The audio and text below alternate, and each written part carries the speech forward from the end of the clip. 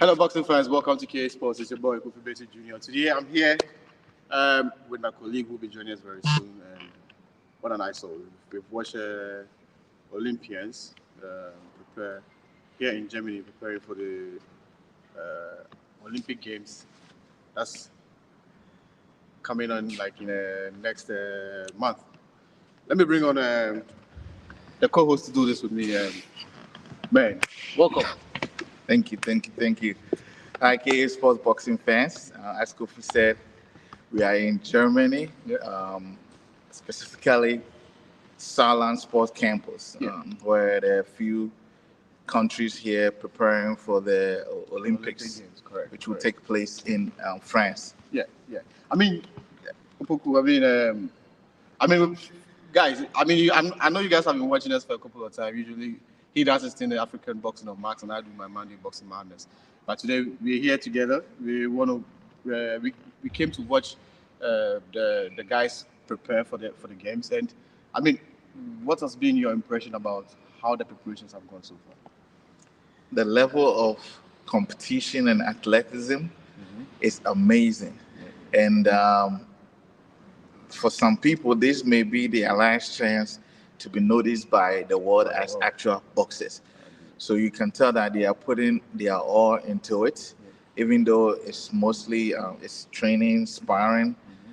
They are putting their all into it, and the level of competition, even here, if it should give us a view of what is going to happen in a few weeks, I think boxing fans are going to enjoy themselves watching the Olympics. Right. I mean, before we even started recording this, we saw a couple of fighters still here, still preparing. Even though like the session has ended, I mean, it tells you the seriousness that these athletes are, put into their craft to perfect it before they go to the Olympic Games like next month. But Opoku, that aside, the countries that are here, I mean, would you say that they are more serious than the others that are not here competing?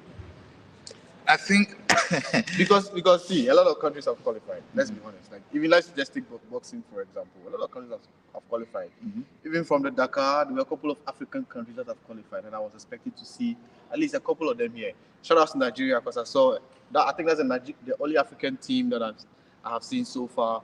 I mean, preparing for the sport. I mean, what does that say? Like for the seriousness or the way the other countries are preparing for the Olympic Games? I think that to look at it in the whole, 24 African boxers have qualified. Correct. I think that should still be celebrated. But when you take country by country, I think we can do better. There are some countries that, pardon me if I didn't know, because I started following amateur boxing not so long ago. I saw a country like Mongolia represented here for going to Olympics, and I was a bit surprised. So when you compare it to some other African countries who are known to be boxing countries, and they are not represented here, it's a bit disheartening. Right. But I would say all the countries that I have seen here, when you look at them training, sparring, they deserve to be here. I mean, see, it is not rocket science that usually after the Olympic Games, you see people like the Irish, we see the USA, we see the Philippines, we see the English, we see them like dominating the medal zone, like especially as in boxing. And it's the same guys we see them here competing. What experience would it have been for fighters, for instance, those who qualified in Senegal? Let's say Senegalese athletes who qualified in Senegal, who is still training back home, or I don't know where they are training, but not getting the exposure to be able to spar some of these like international fighters, because they're the same guys are going to fight in the ring with like anyway. What does that say to I mean, even acclimatizing yourself to the weather and everything, that they are not getting it? And if they go to the Olympic Games and they don't bring, shouldn't we be surprised at all that they go to these Olympic Games? And I'm not saying that's going to happen, but let's say it so happens that they don't bring a medal home. Would you say some of these things that they lack in as part of their preparations towards the Olympic Games will be one of the things that maybe they need to be looking at like going forward? So I understand every country, have their own plans. I read somewhere there were some African boxers in France who are not here. But you are right. Preparing as a team of maybe three or four, doing your own thing, compared to where you have different countries that you get to spar with within your weight category, I think is enormous in terms of what to expect, because you never know, some of these people that are in your weight category will be the same people that you will go and meet. Now, of course, it's getting close to the games. There is a risk, but as an athlete, as the sport, everything is risky. So, but what we saw here today. The boxers were very aggressive. I'm thinking that one time is getting close, they may take it easy. But fighting different countries, sparring different countries, I think it's very beneficial, because you may watch their videos on YouTube or elsewhere, but getting to at least spar with them, figuring out where your weaknesses are, so that in case you get to meet them at the Olympics, you already know that even itself gives you some confidence. But then again, usually with these amateur fighters, you hardly even find their videos online. And the thing is, you would only get to know who you're going to fight on after the draw is even made. It's not like you know whoever you're going to fight already. True. So usually when you are able to spar everybody like this, you already have a feel of how it's supposed to be like in the ring. It could be that maybe a fighter that you sparred will be drawn against you on the fight day. And then that would help you gather the intelligence that you've already gathered in the ring to be able to fight this fighter like well. But these are things that I think we need to look at, because,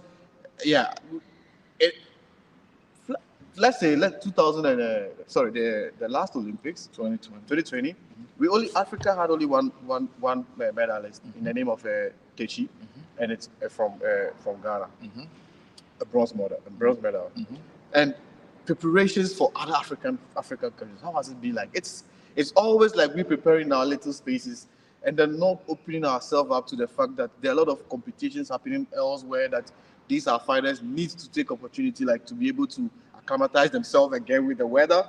If of course the weather in Ghana, for instance, is not the same as the weather in Paris. Yes, it will be sunny. It's going to be summer, but the weather is even going to be different. For example, humidity plays exactly. So I mean, for me, I'll really encourage the federations in Africa to consider this thing going forward, because the guys that are representing the world at top level, even after amateur, are these guys that have been to places and competing amongst each other. Today it wasn't just about money. It wasn't just about the fighters. I saw a couple of managers through here. It could be scouts from anywhere, any of the top the promoters in the world, looking for talents to also like feed their program like in the coming 2-3 years.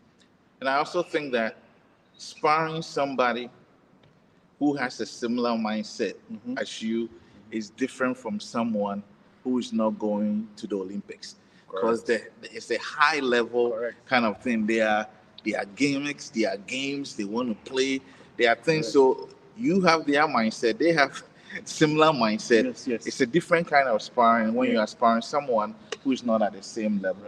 So I think the benefits are enormous. What I have heard is the risk of something happening.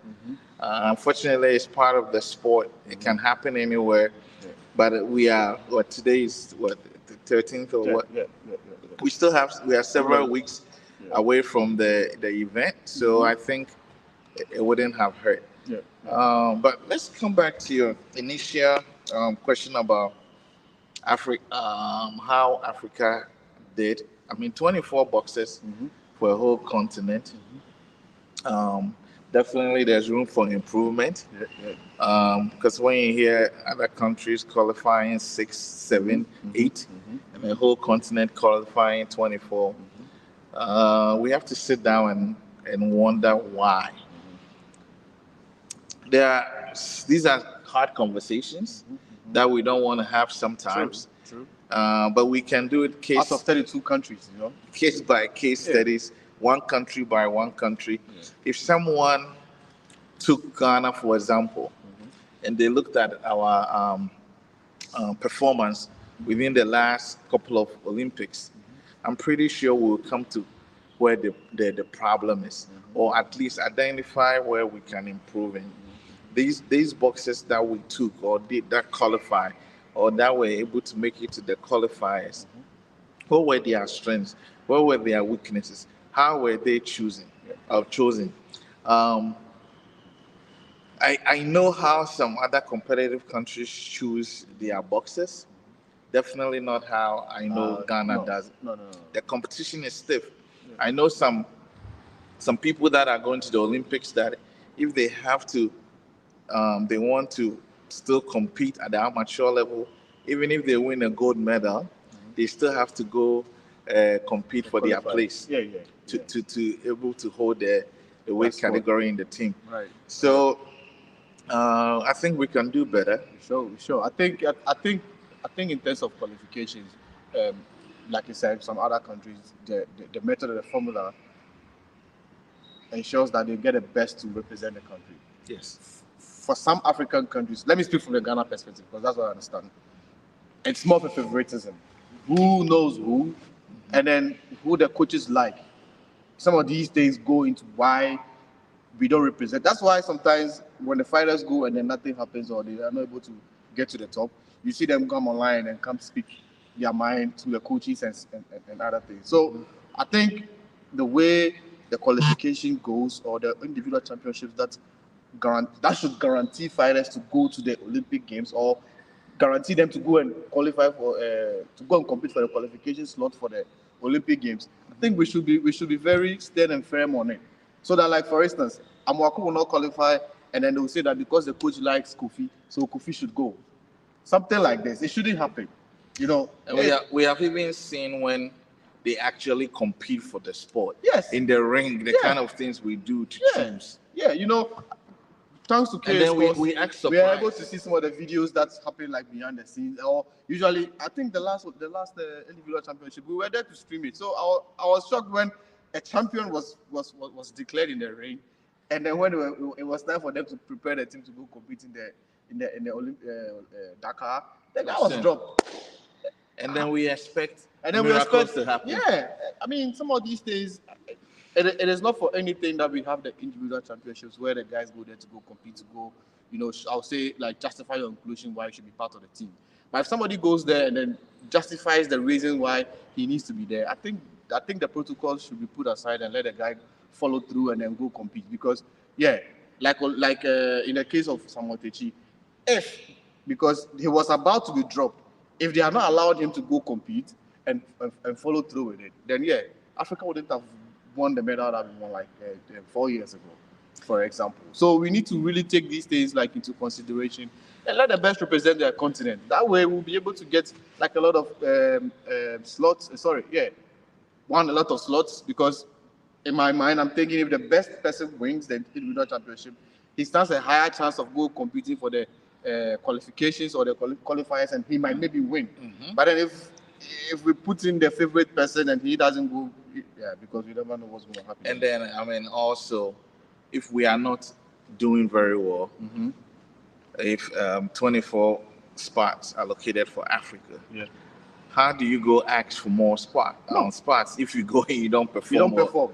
That's like, what reason do they have to give you? It's impossible. But going back to favoritism, the truth is we do a lot of this in soccer. In football. Ghana, especially Ghana football. But football,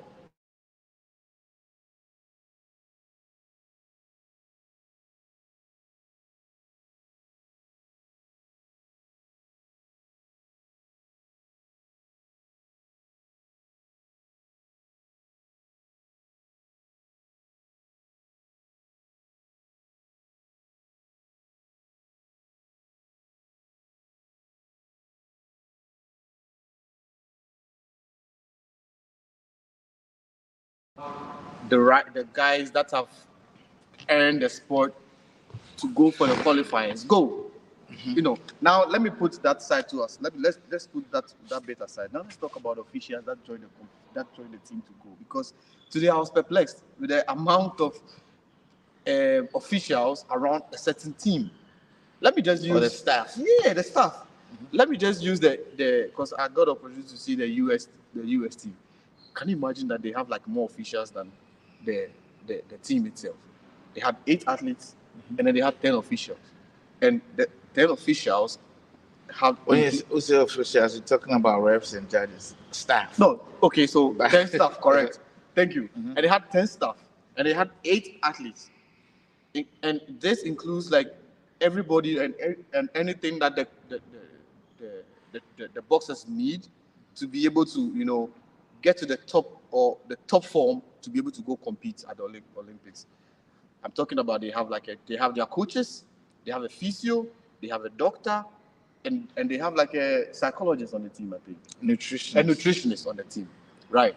See, down and again, big shout outs to the Nigerian team again, because I think I was impressed. They also had like a team doctor.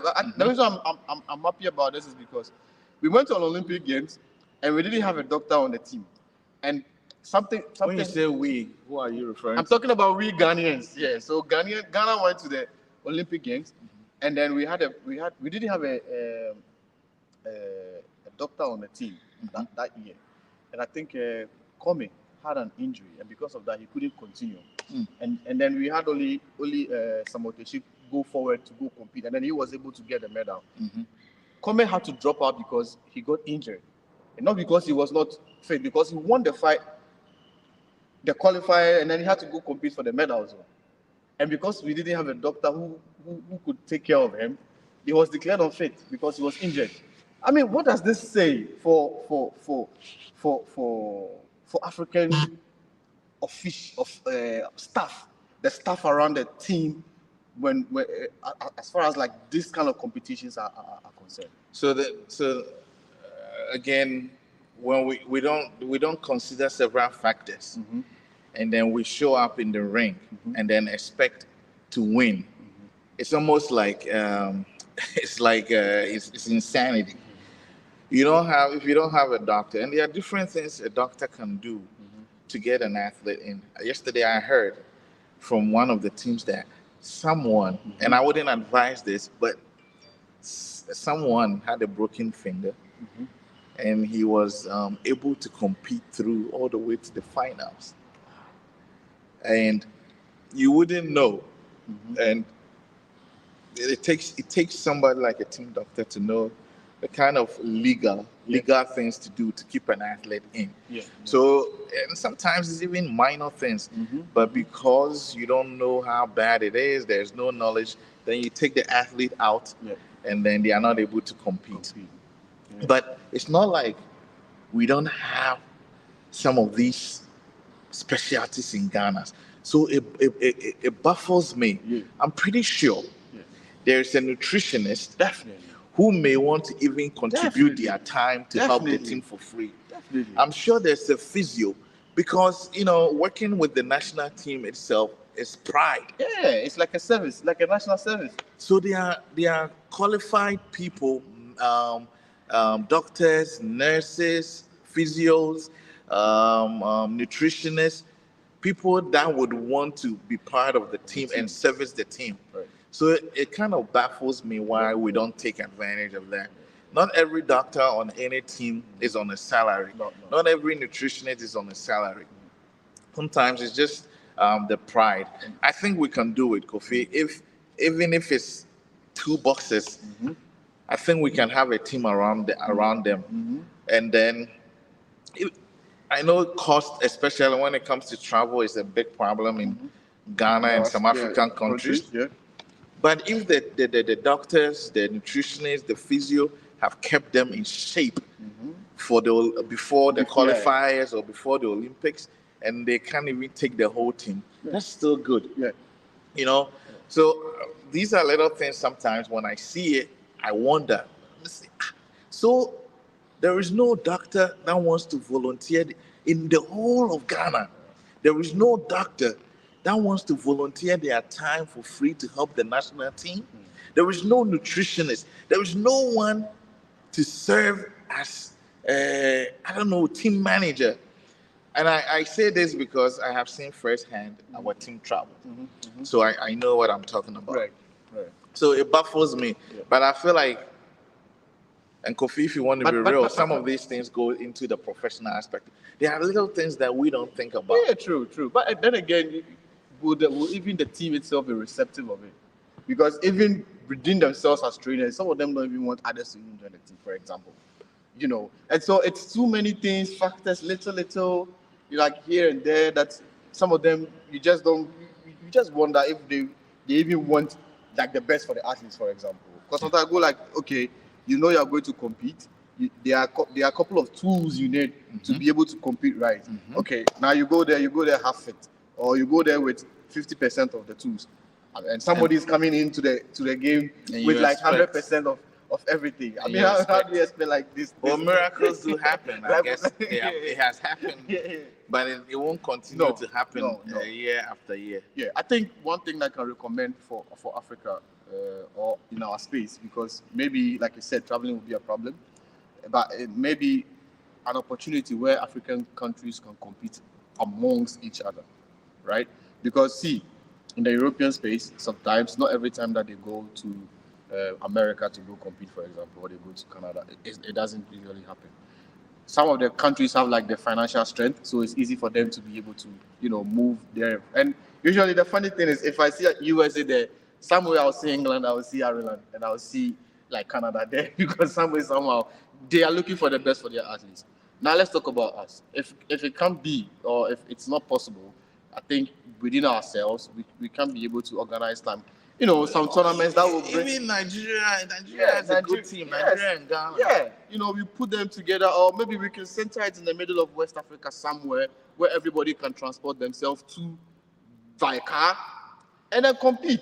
But because the truth is, you need the experience of other fighters. See, you can't be in Ghana fighting yourselves and expect that you are the best against somebody who is fighting in, for example, Ethiopia. I'm only saying an example.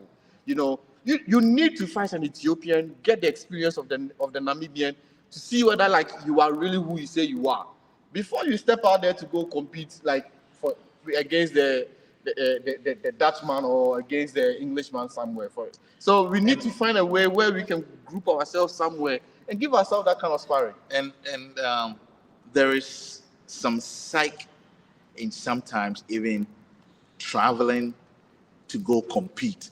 Competing with different people. I'll give you examples of two that you have seen today.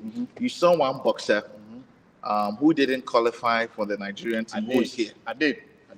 Patricia was here. Yeah, she's here. She's here. And she was sparring someone. Yeah. And she's not going to the Olympics.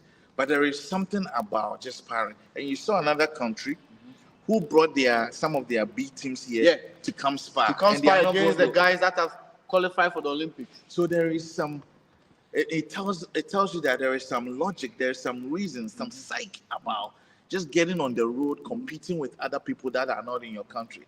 But Kofi, I like this topic because that same thing we are doing in the amateurs, we do it in professionals. Yeah, we do. What is so wrong about sparring the best? Even if you don't want to mess up the records. What's so wrong about the best of Nigeria coming with the best of Ghana, South Africa? Just at least compete there at that high level.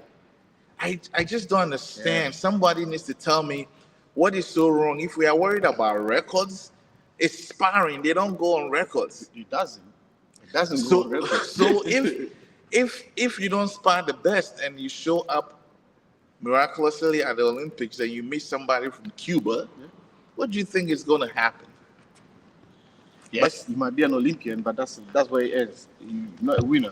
Unless you just want to go to the Olympics for going sake. But I don't think anybody sets a goal and wants to achieve anything below it, which is like to get a gold.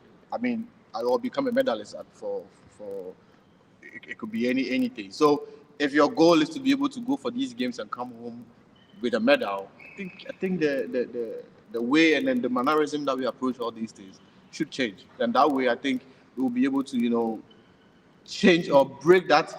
And usually, if it'll be like at a boxing medal, it's always like one. One. Let's just break it and then let's bring like a couple of medals home. I must say, I'm like you said in the beginning, very impressed with Nigeria. Yeah, I am. Their female basketball team is here. They have three boxers competing. Yes. They have a team, team doctor for the basketball team, team doctor for the. And if you look at even Africa per se, usually the Nigerians are winning a lot of things when they go for games. You're right. I've seen their track team too. Yeah. Nigeria, Egypt, they always bring in something, you know. So if you come and you compete and you see the way these guys, it's not like, because let's just be honest, even it's just like professional boxing, right? You take a fighter from Ghana, you take him to, for example, US, and then he's starstruck. Yes, that was one thing that the person go like, yep. That's another reason why you have to compete outside that stage fright. You have to break it. Because if you go and you go see the way they fight, you go like, oh, this guy, I saw him at the Olympic Games, he was there. He was eating the same food I was eating. Something like that. You don't even feel like shy and starstruck no more, you know. So I think we really need to look into this and see how we can make this better. Because so I'm throwing a challenge to the GBF president. I don't know, man. Because start from somewhere. The thinking needs to first change. The thinking needs to change. Modern boxing is not just about the ring. No. You have to give the boxer, especially with amateur boxing, you have to give, I mean, they do it in professionals too. Right. You have to give them everything that they need. Right. Everything that they need. Because if a boxer has even a little ankle sprain or something, the way they are going to step in the ring, move around, they can be affected. The physio is there. They may do a massage or so, relax things, no pain. They go in and perform very well. We take some things for granted that if we really want to see a change in African boxing, a change in Ghana boxing, we have to think about some of these things. Again, I'm challenging the GBF president. There are some people in Ghana, professionals, who would want to work for the team and be part of the team, national pride. How many times you guys go for camping? How many times you guys go for tournament that these people will be away? Imagine the life of a doctor. Everywhere they are busy, but if somehow some of them are joining the team to go travel for months, you know, there's some pride in it, and I think there's somebody there. Let's assemble a team and start it somewhere. And I think one thing I would also want to talk about is the fact that we there's too many excuses. You know, sometimes you go like, oh, we are waiting for somebody to come do this for us. You know, the initiative by the federation itself, I think, is not enough. So, in my opinion, you know, sometimes we go like, we are waiting for them or for the government for so long before you even took power. You know, the government is not even supporting like the boys, like for you know. So, if you are competing to become the next GBF president, you should be thinking of how and what you can do to be able to, you know, break that thing. But if you are hoping to get a position, and then you get in, and then you still say the same thing that your predecessors have said, then there's no future for the guys coming up. You know, it's a lot of collaboration and links that needs to get and then align. So if you want to occupy that seat, always make sure you know the ways and means to break that chain before you occupy it. Because look, today we already know that the government is not supporting Ghana boxing. Not even Ghana boxing. They're not supporting like a lot of the sport in general. So if you want to occupy any of the positions, don't come and sit there and come and tell us that we've been trying to get sponsorship. Coach Asara has been saying this thing since he became a head coach. All the GBF presidents that have come, they keep saying the same thing. So I don't expect a new president to come on and then the same thing we will like, we are expecting the government to help us and the support is not coming. It shouldn't be your mantra. You need to be able to figure that out before you want to stand or you go compete that you want to become the next president of the Ghana Boxing Federation or the GBF or the GBA or whatever that you want to compete for. And I think that sometimes help comes when they see you helping yourself. Exactly. Because I mean, Kofi, you see all these. Who is the sponsor? Who is the sponsor there? Yeah, Sportscom. The bag. Yeah, that's the Sting. And the gloves. Yeah, Sting. Yeah. And I know. And then you show the shoes that people Nike. Nike was here to distribute shoes to the athletes that are competing here. So, why do you think Nike or Sting will give equipment to some teams and not other teams, especially those that really need it, which is some of the developing countries like Ghana. Mm-hmm. Why would they do that? If we approach them, how did we approach them? What did we show them that we are doing, we have, then therefore they should give it to us. Yeah. If they give the Ghana boxers Nike shoes, are they going to go to the level where, because it's sponsorship, right? They want to advertise their product. Are the Ghanaians going to get to the level where their product will be shown?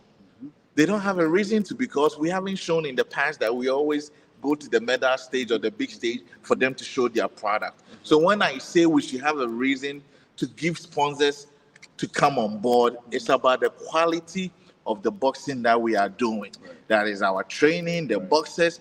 So you can get the best equipment, but if you cannot compete at the highest level, there is no reason why any sponsor will give you any equipment.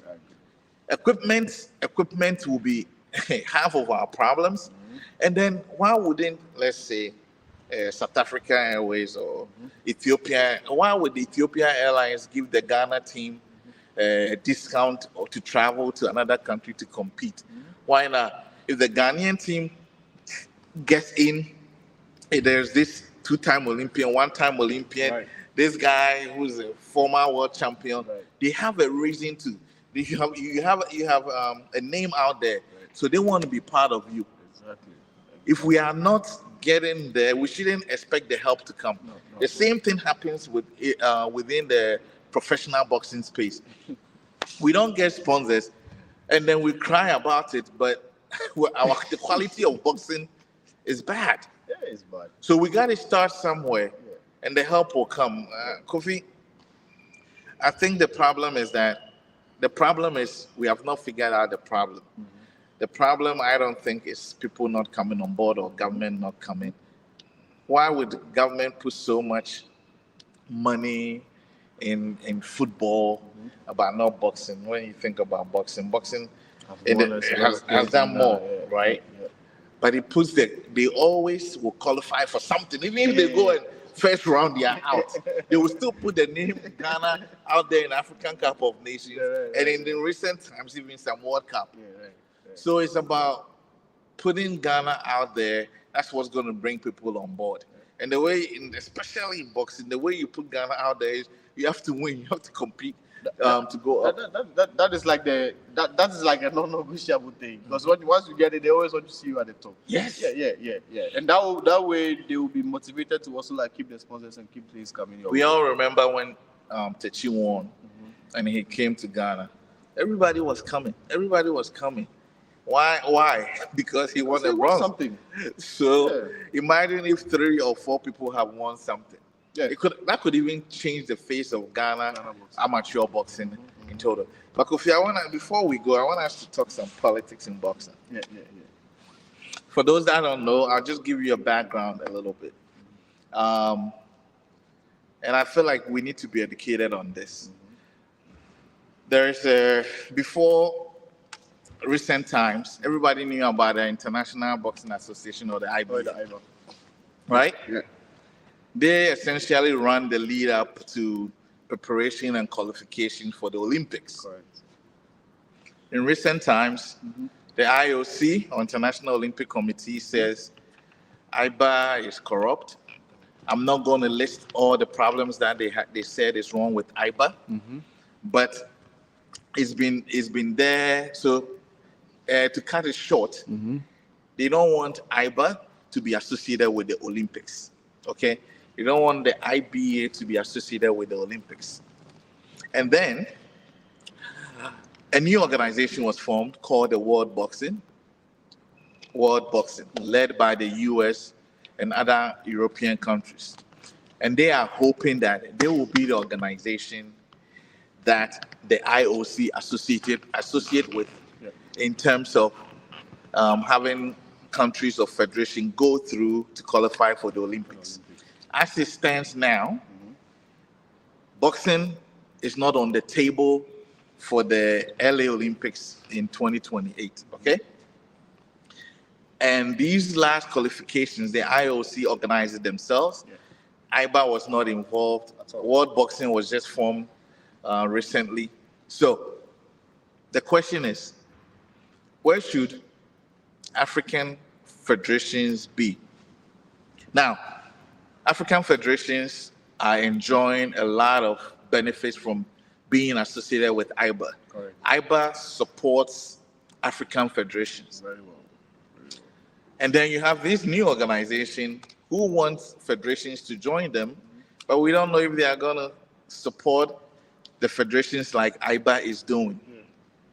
So I'll throw you to our viewers. If you were the Ghana Boxing Federation or any other African federation, where would you go? The IBA has been supporting Africans now. World Boxing is new, claiming that they will give similar support to African federations. The difference between these two is that Olympics doesn't want anything to do with IBA, and we also don't know as of yet if Olympics will associate with World Boxing. But I know most African federations are supported by their government. So the question I'm asking myself is, which African government will be like, I don't want the boxing federation associated with the Olympics? Because essentially it all boils down to the Olympics. So this is the politics that is going on. There's a lot of political background, but I summarize it for you.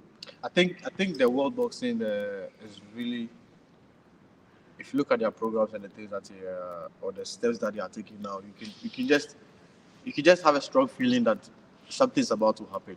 I think they might be able to take affairs or stay affairs of boxing and guiding boxers to enter into like the Olympic phase. It's becoming like almost possible, because like if you read their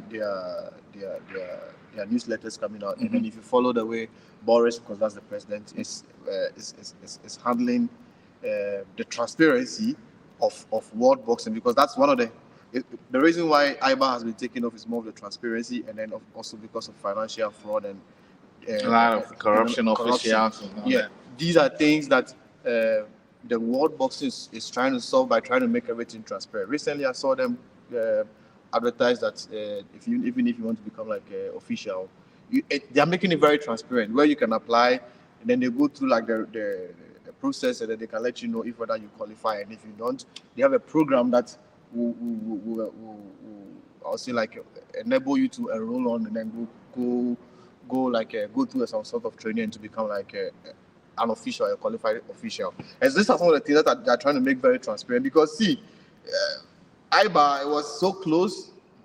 You have to be in there before you know what is happening, and these guys are also making it transparent. I think if you look at, if I'm only speaking based on transparency, I'll say they are really making things a little bit more transparent. And based on this, maybe the IOC is going to look into some of these things and go like, oh, you know what? I think you guys are doing something different, or something that's making us doubt the IBA. So I think for the African, usually I speak for the Africans, because we count so much on support and waiting for somebody to bring us money to do something. The world has changed.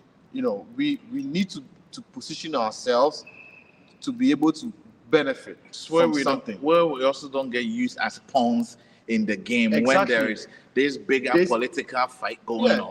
And then because if you don't position yourself strategically, then when things happen, they go like, oh, this guy, oh, this team, this country. No, we shouldn't always be on the receiving end. Sometimes we need to fix our little things, and then those are the things that would give us exposure. See, let me just give you an example. Do you think that if 10 athletes go, or let's say out of the 24 athletes that go to the Olympic Games, 10 comes out with some medal, do you think it will not be something that will even let the sponsors themselves chase the athletes? And even it's going to help us on the professional level, because they will start following African boxers. You see, Efe Ajagbe went to Olympic Games. Top rank, the guys were there. They saw him. They were interested. They work with him now. You understand? This is how the things work. If you don't go there and nobody sees you, then who's going to work with you? So we need to we need to like rethink the process of always waiting for people to bring us money before we can do things well. Out of your ladle, you can strategically like place your fighters in places where they can prove to the world that they deserve whatever that they are asking for, and then the sponsors will chase them and then we'll make things work. So, on the political side, I would say most African federations should be looking into the world boxing and see how they can affiliate themselves with it, because whether we like it or not, things are changing, and if you don't affiliate yourself with it, I think time will come that when the WBO gets that approval, yeah, and they are not an affiliate of them, then it will be difficult for the athletes to go for the Olympics. And it's just what it is. Honestly, right now the war is between IBA and World Boxing. Yeah, who will become how many federations currently IBA can keep, and how many WB can grab. Yeah. But I want a food for thought for African federations. The vice president, and assuming we are all just looking from the outside, the vice president of IBA, who is the Indian Federation president, has put India to be with World Boxing. The vice president of the IBA is putting his federation to be with World Boxing. If I'm an African federation, I'm going to think about it. What has he seen that is making him move his federation to be associated with World Boxing as the vice president of IBA? If it was that good, or if it's as rosy as or maybe he sees the future. Yeah. Honestly, forget about even World Boxing. If anyone wants to go to the Olympics or wants their federations, their boxers to go compete in the Olympics, as of now, IOC doesn't want anything to do with anyone that is affiliated with the IBA. It's that simple. All right. It's been we normally talk more about professional boxing, so today we had to talk about some amateur Olympic boxing. I think all is not lost for African countries, but we got to do it better. The facilities here is nice to watch. It is. You can come to us. I was telling Doc that we have the Buko Boxing Arena in Ghana, for example, and we are only waiting for Ghanaians to come compete in there. No, we have something like that. You can invite Togo, Benin, Cote d'Ivoire. They are all going to these Olympic Games. You understand? They are finalists there competing. If we can't bring in America, we can't bring in or we can't get the visas to go to America. Even getting the visa is like one thing. We can't even afford the travel ticket to go to America to go compete in America. Maybe you can bring the locals. The locals, and then you can compete among yourself because the skill set is there. Everybody brings something different to the ring. Today I was watching one of your guys, I think the bantamweight guy who fights like Shakur. I mean, the other team was the Mongolians were just watching when they were in awe how he was fighting and moving, and it was fun. They were clapping, and I'm sure there are some African fights, Congolese or Sudanese, who can give us that kind of exposure and experience. Then you don't go into the ring and go watch somebody and you go like, what is he doing? you get what I mean? So I think, to be honest, the facility is very nice. And if I'm a fighter and I go to these places already, I already have in my mind that something is coming up in Paris, and I really need to be ready for it. And this is the kind of places you need to be able to get your mind like psyched up for the world. I just really wish, as Kofi said, that we don't wait for the big institutions to come. We can start small. I think they are about, at least the Olympics, they are about 13 weight categories.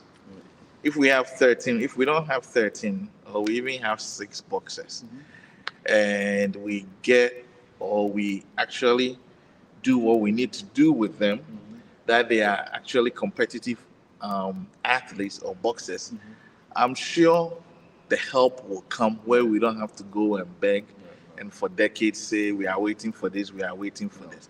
Honestly, Kofi, besides the staff we spoke about, when they say they are waiting for stuff, like what kind of stuff? I'm curious that they are waiting for. I'm guessing It's the always ability about to money. travel outside. It's always about money. They go like, oh, for instance, I'm quoting Dr. Asari. Last time it was like, oh, we have about 13 athletes, and we are not able to fly like all the 13 athletes, and you took 6. And how many people did you qualify for the Olympics? 0. Like we don't give the people that need to do a reason to give us. You know, so if I'm a sponsor somewhere, and then out of the 6 that you took them to Senegal to go qualify, you brought 0, and you took another fraction to how do you say it, to Paris, to Italy, and you still brought 0, and I'm somewhere else. Do you think I'm going to put my money into it? No, I won't do it. You know, so it's take the best, let them go fight, 2, 3 qualify, and then you have a story, and then you have like something tangible to take to Ghana Commercial Bank with, or something reasonable to tell Vodafone or to tell MTN that to sponsor. You think they don't want to see the athletes go into the ring with MTN written somewhere on the athlete? They want it. But if you tell me that you are waiting, you have like your favorite team that you think these guys are the best, and then they go and go and come. Even Azuma Nelson helps them sometimes. He speaks to Guel, and then they get the money, and then they go to these places. Then what happened? You bring them 0. You think Guel will be sitting there and go like, oh, because it is Ghana boxing, so I'm going to put my money into it. Come on, it's an investment. It's they are doing it for like some sort of advertisement, because when you guys go, you guys talk about them. Yep. They get exposure. Customers go to them, and they fuel because of it. And so if you come and you bring 0, you think Azuma will always have to go and beg them and tell them? Nah, sometimes you have to give Azuma the reason to go back. The reason to go back. It's not about telling us that 13 athletes and then you took 6 and then you go and nothing happened. No. Let the best go compete and then come. You know, and let me also speak about, because this thing that you said really see, officials or the staff that you take them to the game. If you really do your things properly, if you really are accommodative, because it is the word around the team. If people hear about what is even happening around the team, they wouldn't even be motivated to want to like make it happen. So the words that go around the team also gets out. And so if a doctor somewhere wants to help, he might also have to pull up. You get what I mean? So these are things that really need to look in, and then hopefully all these things change. But hey, thank you to all of you that have been able to tune in to watch us do this edition live from Germany. I say usually like Doug does his thing on Fridays, and I do mine on Mondays. But today we are all in one location, and we are able to bring to you this event live on. Can I say a word? A quick word. Yeah. Guys, we love our continent. We do. We love Ghana. We do. But let's not expect miracles all the time. No. Do miracles happen? Yes, especially in this sport. A weak person can knock out somebody in a second. But we got to prepare. Yeah. Some of these things that we are talking about, it's not rocket science. No. Forget the staff. Forget the equipment. If you don't bring the best boxer out to go compete, and you put the best equipment and with the best support staff on a weak boxer, it's not going to happen. The outcome is going to be the same. So let's start from the fundamentals. Mm-hmm. Let's pick the best boxers to go. Yeah. Let's just try it 1 year or 2 years and see what happens. If it doesn't work, then maybe we can go back to what you've been doing. But because when we do these championships, clearly you can see the winner. You can see who is good and who is not. You can see. Oh, what you see. And so let's just try it and see. Because I mean, I love when I met Ghanaian boxers in Italy. Yeah. I was very happy, and I like to go to these places and meet Ghanaians. Yeah. We'll be going to Paris, and I will not see any Ghanaian. At least you see Nigerians. I'm Nigerians. Because when I saw it, I actually went to congratulate the coach. I told him, "Hey, you have like a fantastic team, and thanks for putting Africa on the map." I think, like I said, I'm happy for Nigerians, but I'd rather see Ghanaians. Yeah, but hey, I think on a more serious note, we really need to let the best, give them the opportunities. And usually, see what I see here, it is really an amateur thing. So it is not like expecting perfection from the fighters. You understand? So that they can just compete and then, make it to the professional round. Because if you give these guys the opportunity after fighting like 1 or 2 Olympics, they want to go. Oh yeah. So let the guys go, and then we've seen what happened with the Manuel badge, the Manuel Duke Makers and those badge. Till today, we haven't been able to come up with a crop of fighters that are world known. Like if Duke Maker is fighting somehow, people get to know. If Manuel is fighting somewhere, somebody somewhere knows him. If Frederick Lawson is fighting, because those are the guys that represented us many years ago, like an Olympics. Those they are known. Now the only person who I'm hoping will get exposure now will be like Samuel Techi, like in the world rank to go compete, and they'll go like, oh, this the name sort of like rings a bell. But if you take these guys out of it, who? Nobody else. We are now falling heavily on social media to sell us, and it's hard. All right, guys. Thanks for sticking with us. Yeah. We love you all. It's a bit. It's getting late here in Germany. But you hear from us as we're going to try and talk to the Nigerian that are here, the athletes, the coach, and then when we go to France we'll try and talk to some of the African representatives there. But it was nice talking to all of you. Right. Kofi, you can take us out. Yeah, I mean, before you guys go, please, if you haven't liked us on Facebook, please do that. Also follow us on Instagram, follow us on Twitter, and go to our YouTube as KA Sports Boxing, and follow us, subscribe, so that anytime you come on here, you're going to get notification, or you're going to be notified to be able to watch us live. We've had a fun time here, me and Doc, talking about Olympics or amateur boxing. Hopefully you catch us on the next one. Until then, have a very good evening.